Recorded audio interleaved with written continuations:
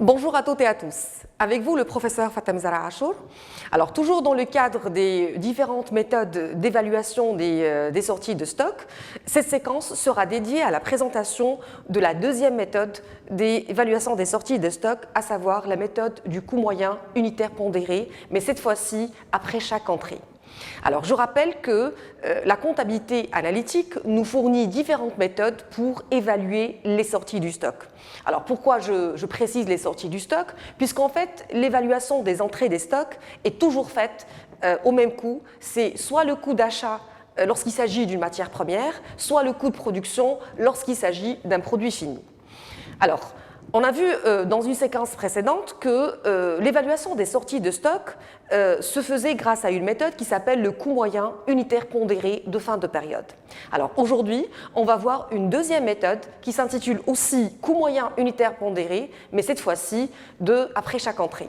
Alors, le principe de la méthode est relativement simple. Alors, il s'agit de calculer un coût moyen unitaire pondéré, mais cette fois-ci, le calcul va se faire à chaque fois qu'on a fait une nouvelle opération d'entrée. Alors la formule va rester relativement la même. Il s'agit de la valeur du stock avant l'entrée plus la valeur de l'entrée qu'on va diviser sur la quantité du stock avant l'entrée plus la quantité de l'entrée elle-même. Alors, pour l'instant, on va essayer d'aborder le même exercice, mais avec la deuxième méthode, à savoir la méthode du coût unitaire moyen pondéré après chaque entrée. Alors, au niveau de la présentation de la fiche de stock avec la méthode du coût moyen unitaire pondéré après chaque entrée, il vaut mieux utiliser le modèle élaboré parce qu'il va nous simplifier les calculs par la suite. Alors, le modèle élaboré, c'est un modèle qui se présente sous forme de 4 ou de 5 colonnes. Une colonne réservée à la date, une colonne réservée au libellé, une colonne réservée uniquement aux entrées, une autre colonne réservée aux sorties, et puis la dernière colonne, elle est réservée, je dirais, au solde. L'avantage que nous présente le modèle élaboré, c'est qu'il va nous permettre de savoir la situation des stocks, quantitativement parlant et monétairement parlant, journellement, c'est-à-dire à la fin de chaque journée, chose qui constitue une aide impressionnante pour le manager. Alors, au niveau de la fiche de stock, il faut préciser toujours la méthode utilisée. Ici, on nous demande... Alors, au niveau de la fiche de stock, il faut toujours préciser la méthode utilisée. Alors ici, on nous demande de présenter la fiche de stock en utilisant la méthode du coût moyen, du CMUP, coût moyen unitaire pondéré après chaque entrée, donc après entrée. Alors, on va commencer, je dirais, par la première information. La première information concerne le stock au début de l'exercice. Donc, nous avons alors, le 1er janvier, donc je mettrai la date le 1er 1. Nous avons un stock initial, alors je mettrai I par abréviation, c'est le stock initial, et je vais aller directement dans la colonne réservée au solde, parce que c'est une information, c'est une donnée. Donc, nous avons une quantité de 15 000 en stock, avec un prix unitaire de 10 ou un coût unitaire de 10, ça nous donne 150 000. 150 000. Alors, on enchaîne avec la première opération. Alors, la première opération, alors on n'a pas de date, mais on a juste OP1, donc je mettrai OP1. Il s'agit d'une opération d'entrée. Donc, dans le libellé, je mentionne qu'il s'agit d'une opération d'entrée. Et je vais aller directement dans la colonne réservée aux entrées pour comptabiliser mon opération. Alors, ici, nous avons acheté une quantité de 2000 kg. Alors, on sait très bien que les achats, quelle que soit la méthode utilisée, sont toujours comptabilisés à leur coût d'achat.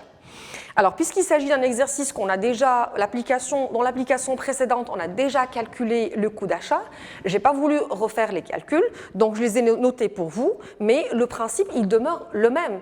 C'est-à-dire, en fait, on a acheté 2000 kg, on va multiplier par 15,90 pour obtenir le prix d'achat. Alors, à ce prix d'achat, on va rajouter 150 dirhams qui constituent les frais sur achat.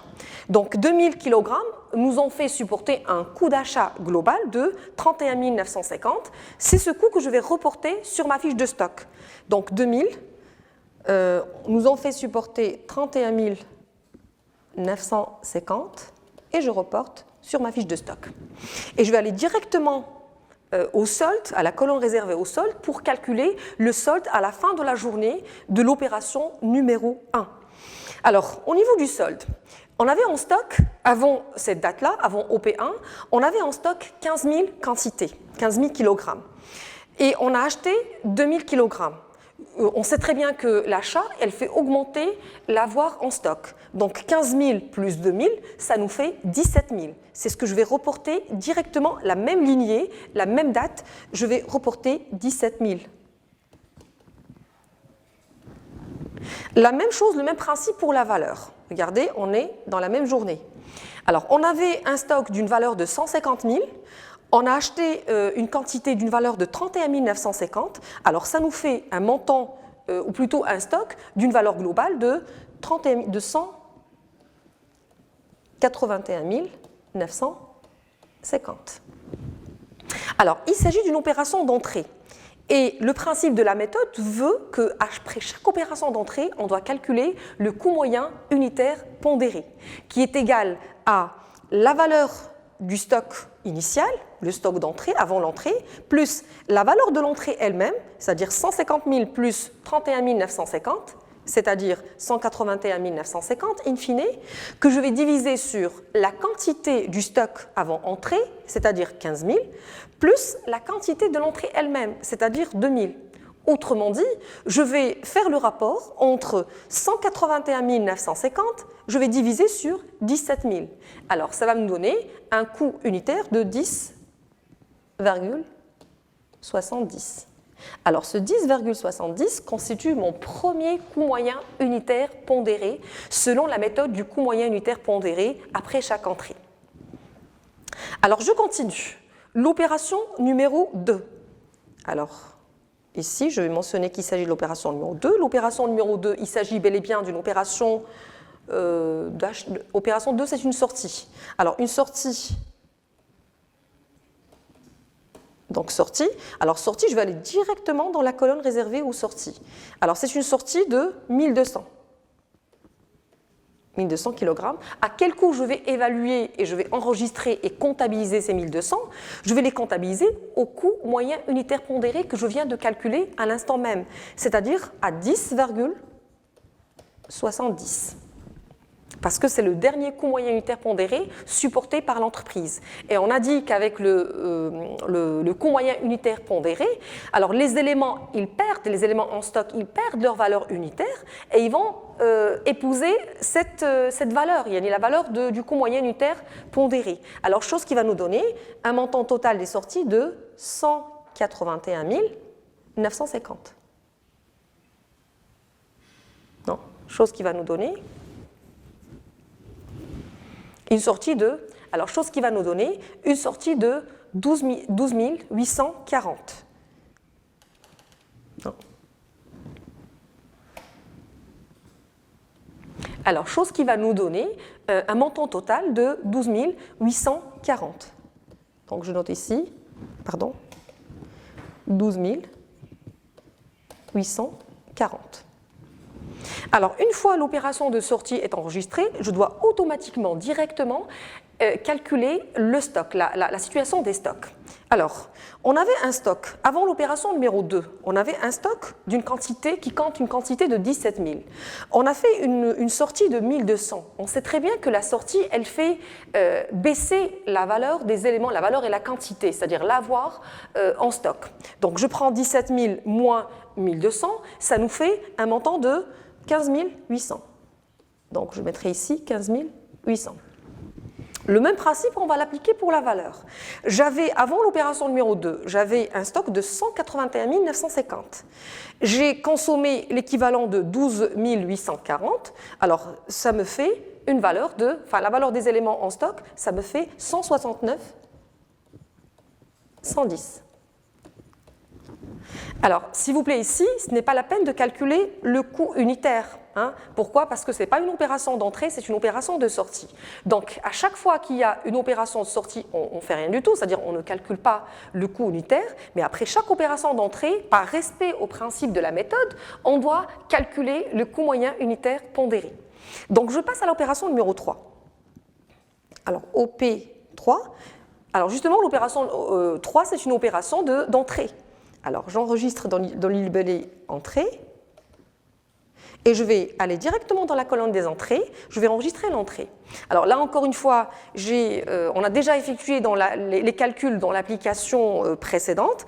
On sait très bien que l'opération numéro 3, c'est une opération dans laquelle on avait acheté une quantité de 2500 avec un coût global de 28 875. Je rappelle que le coût d'achat, il englobe le prix d'achat, c'est-à-dire 2500 multiplié par 11, plus les 5% du prix d'achat, chose qui nous a donné 28 875. Donc, les 2500 sont enregistrés avec un coût de 28 875. Alors là, encore une fois, le même principe, je dois calculer le solde. Et ça, c'est l'avantage ou le point fort de cette fiche élaborée, c'est qu'il nous permet en fait un suivi régulier et journalier des éléments en stock. Alors, le même principe, on avait une quantité de 15 800, on a acheté l'équivalent de 2500, alors ce qui fait qu'au niveau du stock, à la fin de la journée de OP3, on a une quantité en stock qui est égale à 18 300. Le même principe, on avait une valeur, avant l'opération 3, on avait un stock d'une valeur de 169,110. On a effectué des achats de l'ordre de 28 875. Ça nous fait, à la fin de la journée de l'opération numéro 3, ça nous fait un stock d'une valeur de 197. Alors 197. 985. Alors là, on doit s'arrêter pour calculer le rapport entre ces deux éléments. Alors, le principe de la méthode de coût moyen unitaire pondéré après chaque entrée, il nous dit que le CMUP, c'est le rapport entre le stock avant entrée, c'est-à-dire la valeur du stock avant entrée, c'est 169 110, plus la valeur de l'entrée elle-même, c'est-à-dire 28 875, qu'on va diviser sur la quantité du stock avant entrée, 15 800, plus la quantité de l'entrée elle-même, 2500. Donc, autrement, c'est 197 985 qu'on va diviser sur 18 300. Alors, ça va nous donner un coût moyen unitaire, plutôt un coût moyen de 10,81. Et qu'on va noter ici, 10,81. Alors, je m'excuse parce que je n'ai pas assez de place, mais c'est 10,81. Et ça va constituer pour nous le deuxième coût moyen unitaire pondéré. Et on passe. L'opération numéro 4. Alors, l'opération numéro 4, c'est une opération de sortie. Alors, sortie, je note sortie dans le libellé, je vais aller directement dans les sorties, je vais enregistrer. La quantité des sorties, c'est 1320. Alors, les 1320, ils vont être enregistrés, c'est-à-dire comptabilisés, au dernier CMUP calculé, 10,81. Alors, regardez ici, on a reporté là ici, et le deuxième CMUP, on l'a reporté ici pour permettre l'évaluation des sorties de stock. Alors, chose qui va nous donner une valeur de 1320 fois 10,81, ça nous donne une valeur de 14 269,2. Alors, une fois nous avons calculé les éléments ou la valeur des éléments sortis, on va calculer systématiquement la situation des stocks. Alors, on avait en stock une quantité de 18 300, on a consommé l'équivalent de 1320. Alors, à la fin de la journée de l'opération numéro 4, on va se retrouver avec un stock d'une quantité de 16 980. Et le même principe pour la valeur. On avait un stock d'une valeur de 197 985, c'est la valeur du stock avant l'opération. On va retrancher la valeur de l'opération de sortie 14 269,2. Alors ça nous fait à la fin de la journée un stock d'une valeur de 217 315,2. Alors j'ai pu effectuer les calculs à l'avance. pour gagner un peu de temps. Alors l'opération numéro 5, c'est la dernière opération d'achat, d'entrée. Donc c'est une opération d'entrée. Alors je vais l'enregistrer dans la colonne réservée aux entrées. Nous avons 1400. Et je reviens à mon calcul que j'ai effectué dans l'application précédente. 1400, on a trouvé un coût global de 33 600. Je rappelle que les 33 600 englobent le prix d'achat, c'est-à-dire 1400 multiplié par 17 dirhams, auquel je vais rajouter les frais sur achat qui s'élèvent à 7 dirhams le kilogramme, 7 multiplié par 1400. Alors 1400, ça nous donne 33 600.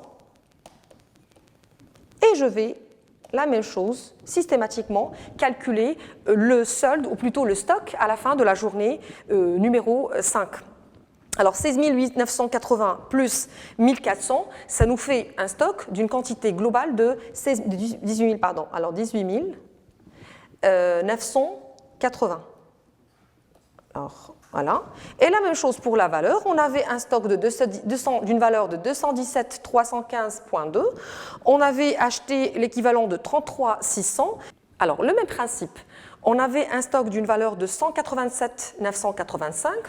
La journée de OP3, on a effectué une sortie de 14 269,2. Donc on va retrancher cette valeur du montant, ou plutôt de la valeur du stock avant entrée. Alors ça nous fait un stock d'une valeur de 183 715,2. Alors, on enchaîne directement avec l'opération numéro 5. Alors, OP5, c'est une opération d'entrée. Donc, j'enregistre entrée ici. Et je mettrai 1400. Alors, on sait très bien que les entrées sont toujours enregistrées à leur coût d'achat, c'est-à-dire le prix d'achat plus les frais sur achat. Donc, le prix d'achat, c'est 1400 qu'on va multiplier par 17 dirhams. Et on rajoute les 7 dirhams multipliés par 1400. Ça nous fait un coût total de 33 600. Donc, les calculs, on les a déjà calculés dans l'exercice précédent ou l'application précédente. On ne va pas les refaire. On sait très bien que les entrées sont toujours enregistrées à leur coût d'achat. Donc, c'est ce que je vais mettre ici, 33 600. Et j'enchaîne systématiquement avec la situation des stocks à la fin de la journée. Donc, j'avais un stock de 16 980. J'ai effectué une opération d'achat de 1400. Alors, ça me donne un stock d'une quantité de 18 380. Et une valeur de 217. Une valeur de 217, alors 217 315,2. Alors la même chose pour l'opération numéro 6. Opération numéro 6, alors c'est une opération de sortie, donc j'enregistre sortie ici. Ah, excusez-moi, il s'agit d'une opération d'achat. Alors, il faut absolument calculer le coût moyen unitaire pondéré après chaque entrée. Alors, le coût moyen unitaire pondéré, c'est la valeur du stock avant l'opération, c'est-à-dire 183 715,2, auquel je vais rajouter la valeur de l'entrée 33 600, c'est-à-dire 217 315,2, et je vais diviser sur la quantité du stock avant entrée, 16 980, auquel je vais rajouter la quantité de l'entrée elle-même, 1400, c'est-à-dire je vais diviser sur 18 380. Donc quand vous êtes devant le modèle élaboré, le principe, je dirais, de la méthode, il est très clair. On prend juste la valeur du stock, on divise sur la quantité du stock. Donc ça nous fait un total de 10,82. Et ça va constituer notre troisième coût moyen unitaire pondéré. Donc, on passe directement, alors il s'agit de la fin de la journée, alors on passe directement à l'opération numéro 6, sortie.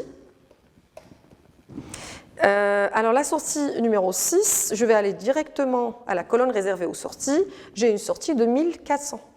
Donc j'enregistre 1400. À quel coût je vais la comptabiliser?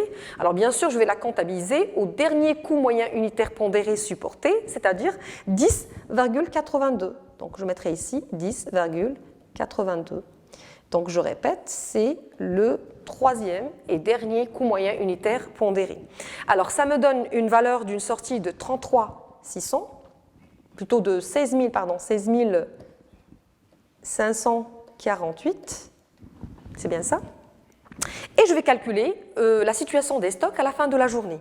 Donc, le même principe, on avait une quantité de 18 380 avant l'opération numéro 6. On a effectué une opération de sortie de 1400, donc ça va retrancher la quantité en stock. On va se retrouver à la fin de la journée de l'opération numéro 6 avec une quantité de 16 980. 16 980. Et le même principe, on avait un stock d'une valeur de 217 315,2, on a consommé l'équivalent de 16 548, on va se retrouver avec un stock d'une valeur de 200 700, alors 200 700 points, alors 767,2. Alors, comme je vous ai dit, j'ai déjà effectué les calculs pour gagner un peu de temps. Alors, la dernière opération, c'est l'opération numéro 7. C'est également une opération de sortie. Donc, on va aller directement dans la colonne réservée aux sorties. Alors, la sortie, comme par hasard, elle est de la même quantité. Donc, je mettrai 1400. Et on va appliquer le même coût moyen unitaire pondéré. Parce qu'on n'a pas eu encore, jusqu'alors, une autre opération d'entrée. Donc le dernier CMUP calculé va être le dernier, celui qu'on va utiliser pour le reste des opérations. Donc je vais multiplier par 10,82. Alors, chose qui va me donner un montant de 16 548, parce que c'est la même chose, ça ne change pas. C'est la même quantité et le même coût, donc en principe c'est la même valeur, et je calcule systématiquement le stock final, ou le stock à la fin de la journée au P7. Alors on avait 16 980, on a consommé l'équivalent de 1400, alors s'il vous plaît ça c'est 1400, alors on se retrouve avec un stock de 15 580. 15 580. Et la même chose, le même principe, on avait un stock d'une valeur de 200 767,2, on a consommé 16 548, on se retrouve avec un stock de 184 219,2 et qui constitue, je dirais, la valeur de notre stock final. Donc vous voyez en fait avec cette deuxième méthode du coût moyen unitaire pondéré, on se retrouve avec la même quantité, mais pas forcément avec la même valeur du stock. Avec la méthode du coût moyen unitaire pondéré après chaque entrée, on aura autant de CMUP que nous avons d'opérations d'entrée, parce que le calcul se fait après chaque opération d'entrée. Alors, j'attire votre attention sur le fait que la méthode du coût moyen unitaire pondéré est utilisée généralement lorsqu'on est face à des produits ou des matières qui ne sont pas périssables. Donc, on prend la moyenne des coûts qu'on a supportés pendant la période et peu importe si l'élément il a été acheté au début de la période ou à la fin de la période, ce qui importe, c'est le coût supporté durant, je dirais, l'exercice comptable dans sa globalité. Je vous remercie pour votre attention.